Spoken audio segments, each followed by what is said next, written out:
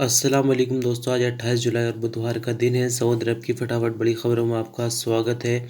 और कई दिन से लगातार आप कमेंट्स में हमसे फ़्लाइट के बारे में पूछ रहे हो, बल्कि कई दिन नहीं, कई हफ्ते और कई महीने से यही सिलसिला चलता आ रहा है। तो देखिए, छोटी सी समझने की बात है आपके लिए कि ना तो ट्वीट करने से फ़्लाइट खुलने वाली है और ना ही फ़्लाइट को लेकर किसी तरह की कोई मीटिंग हो रही है। यानी इंडिया के अंदर अगर कोई मीटिंग होती है तो उसका फ़्लाइट खुलने से कोई संबंध नहीं है, क्योंकि फ़्लाइट पर जो बैन लगाया है वो सऊदी अरब ने लगाया है, ना कि इंडिया ने लगाया है। और ना ही इंडिया के मशवरे से लगा है। यानी इंडिया का इसमें कोई हाथ नहीं है, कोई राय नहीं है। सऊदी अरब की अपनी मर्ज़ी है कि वो अपनी ज़मीन पर इंडिया की फ़्लाइट लैंड होने दे या ना दे। तो समझने की बात यह है कि सऊदी अरब के द्वारा जो है फ़्लाइट पर बैन लगाया गया है, डायरेक्ट फ़्लाइट पर। दूसरी बात यह है कि फ़्लाइट बैन होने की वजह क्या है, तो वजह कोरोना है। और कोरोना की स्थिति क्या बनी हुई है सऊदी अरब के अंदर भी देखिए, रोज़ाना आप अगर रिपोर्ट देखते हो शाम में, तो जो एक्टिव मामले वो घटने का नाम नहीं ले रहे हैं। रोज़ाना नए केस निकल रहे हैं, नई रिकवरी भी उसके पीछे कम पड़ रही है। सेम वही स्थिति इंडिया के अंदर बनी हुई है। पहले बहुत बड़ी तादाद में रिकवरी निकलती थी और एक्टिव मामले घटते जा रहे थे, लेकिन अभी 4 लाख के आसपास बहुत दिनों से एक्टिव मामले बने हुए हैं। तीसरी बात यह है कि जो थर्ड वेव कोरोना की आने वाली है, अभी कुछ नहीं मालूम आएगी या नहीं आएगी, लेकिन मीडिया में उसकी चर्चाएं पहले से हो रही है। तो अभी एक मुश्किल है, क्योंकि कहीं ना कहीं जो मीडिया के ज़रिए मैसेजेस है वो सऊदी गवर्नमेंट के पास पहुंचते हैं, तो काफ़ी मुश्किल ऐसे में हो जाता है फ़्लाइट का ऑपरेशन। बाकी आप जो देख रहे हो अक्सर कि यहाँ मीटिंग हो गई है, ट्वीट कीजिए फ़्लाइट खुलेगी, ये होगा तो वो होगा, ये सब दिल बहलाने की बातें, व्यूज़ लेने की बातें हैं, इनसे कोई फ़ायदा नहीं होने वाला है।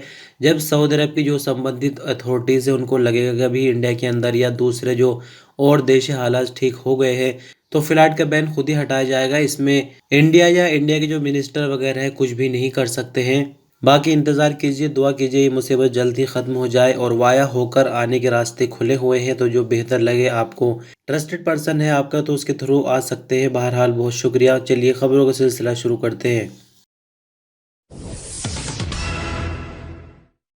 सऊदी अरब में मिनिस्ट्री ऑफ हज एंड उम्रा के प्रवक्ता हशाम सईद ने कहा कि सऊदी अरब ने 1 मुहर्रम से सऊदी अरब के बाहर से उम्रा ज़ायरीन को आने के लिए शर्तों के साथ इजाज़त दे दी है। सऊदी चैनल विन के मशहूर प्रोग्राम सुबह अल खैर या मिस्र में हशाम सईद ने बताया कि 25 जुलाई से सऊदी अरब में रहने वालों को उम्रा परमिट जारी किए जा रहे हैं, जबकि उम्रा वीज़ों की कार्रवाई भी शुरू कर दी गई है।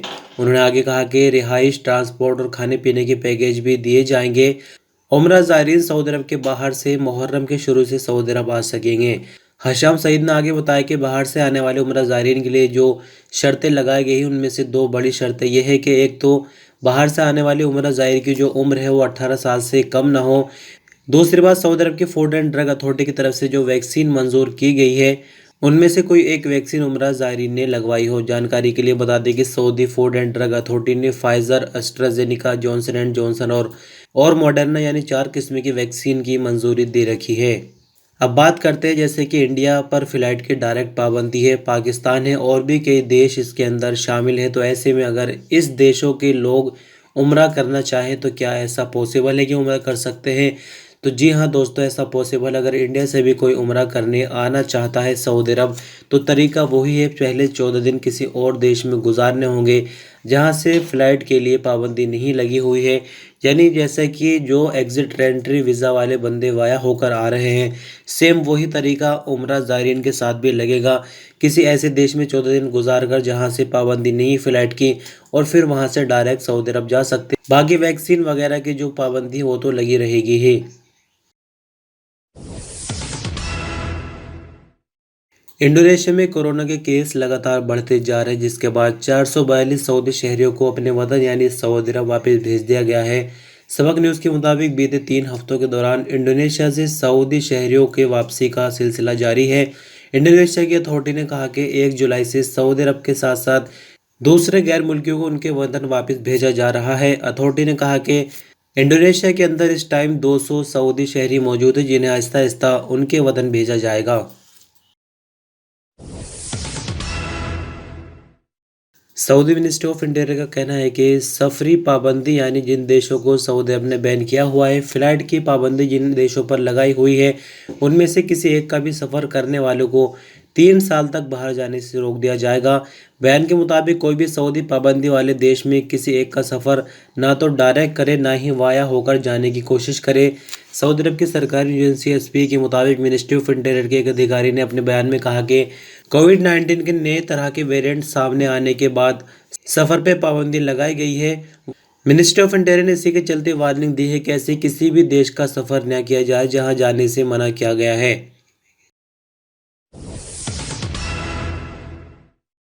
जद्दा ट्रैफिक विभाग का कहना है कि जुमा 30 जुलाई को रात 12 बजे से अगले दिन जोहर 2 बजे तक जद्दा में किंग अब्दुल अजीज रोड को बंद कर दिया जाएगा, जबकि ट्रैफिक की आवाजाही को बनाए रखने के लिए उसके बदले में दूसरा रास्ता खोला जाएगा। दरअसल आपको बता दें कि यहाँ रास्ता पार करने वालों के लिए पुल तैयार किया जा रहा है, जिसके कारण प्रिंस नाइफ चौराहे से किंग अब्दुल अजीज रोड बंद रहेगी। ट्रैफिक की आवाजाही बनाए रखने के लिए दूसरा रास्ता खोला जाएगा, जिसकी ज़्यादा जानकारी तस्वीर के माध्यम से देख सकते हैं।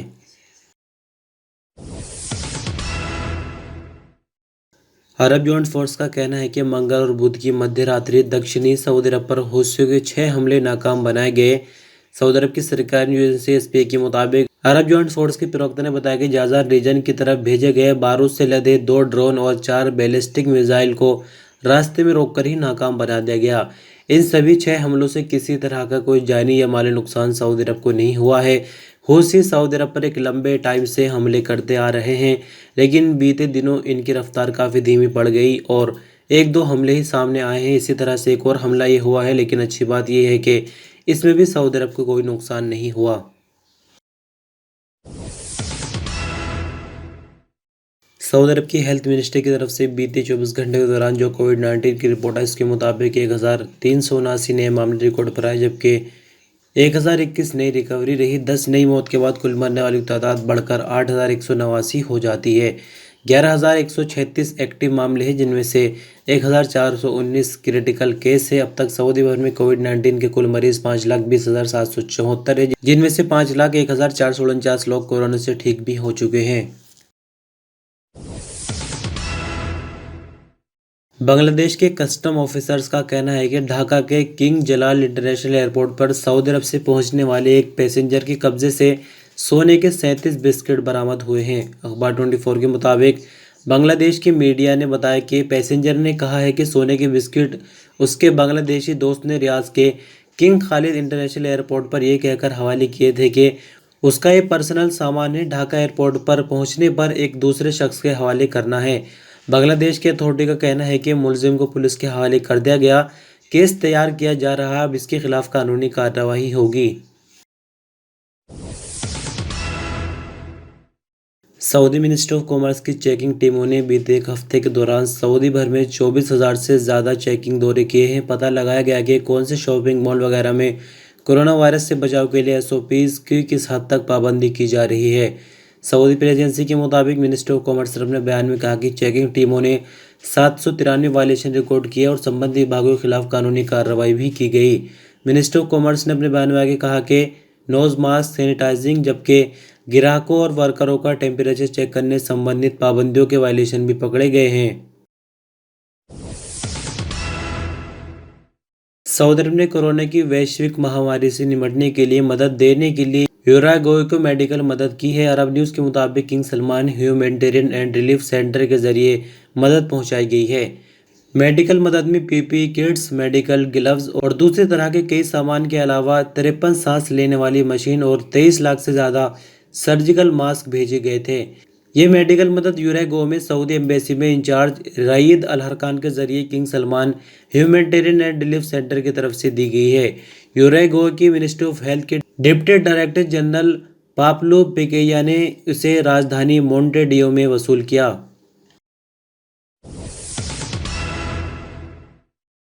सऊदी मिनिस्ट्री ऑफ इंटीरियर का कहना है कि कत्ल के केस में एक यमनी को जाजान जेल में सजाए मौत दी गई है।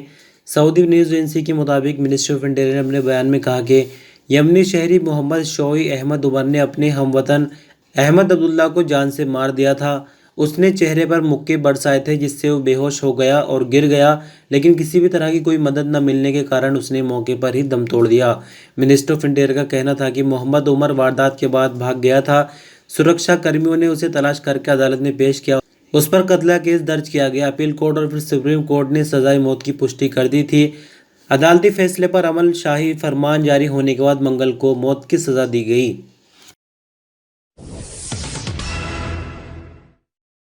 सऊदी अरब में मौसम विभाग का कहना है कि बुध को नजरान, जाजान, असीर और रुबल खाली के कुछ जगहों पर बारिश और ओलावृष्टि की उम्मीद है, जबकि तेज हवा चलेंगी और कुछ जगहों पर जल भराव की स्थिति भी बन सकती है। बयान के मुताबिक बाहा, मक्का मुकर्रमा और मदीना मुनव्वरा के पहाड़ी इलाकों पर गरज चमक के साथ बारिश होगी। मौसम विभाग का कहना है कि अल-शर्किया, रियाज और कसीम रीजनों में तेज रेतीली हवाओं के कारण विजिबिलिटी काफ़ी हद तक कम हो जाएगी। नॉर्दर्न बॉर्डर रीजन के कुछ इलाके भी तेज रेतीली हवाओं की लपेट में होंगे। इसका सिलसिला पश्चिमी इलाकों तक फैल जाएगा। बात करेंगे टेम्परेचर की, तो अलहसा में मैक्सिमम टेम्परेचर 49 डिग्री सेंटीग्रेड तक होगा, जबकि सबसे कम टेम्परेचर सऊदी अरब में 12 डिग्री सेंटीग्रेड अलसौदा में रहेगा।